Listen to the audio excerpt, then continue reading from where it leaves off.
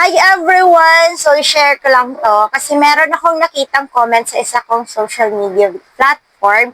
So, nagtatanong siya, sabi niya, meron ka pala niyan, sis, Amazing Barley. So, naghahanap daw siya ng Amazing Barley. Kasi meron daw siyang sakit, so gusto niya daw itry si Amazing Barley. So, bakit daw hindi niya makita sa Mercury and Watson? So, ayun guys, for your information po, yung ating Amazing Barley, wala po siya sa mga Watson, Mercury Drug, or kahit anin sa mga drugstore. Only sa mga legit distributor lang po ang meron pong Amazing Barley. So, paano nyo malalaman na legit distributor po yung may hawak kay Amazing Barley?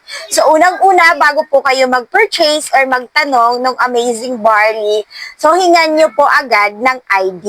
So, ganito po yung ID pag legit distributor po yung pinagtanungan nyo kay Amazing Barley. So, yun. So, yun po, again po, wala po sa sa Mercury and sa Watson at kahit anong drugstore si Amazing Barley. Only legit distributor lang. So, sana po ay nakatulong to sa iyo, Ma'am Shi, yung iyong tanong. So, yun, hingan nyo pa agad ng ID once na alam nyo siya ay nagbebenta or distributor ng Amazing Barley. So, yun lang po. Thank you for watching. Bye!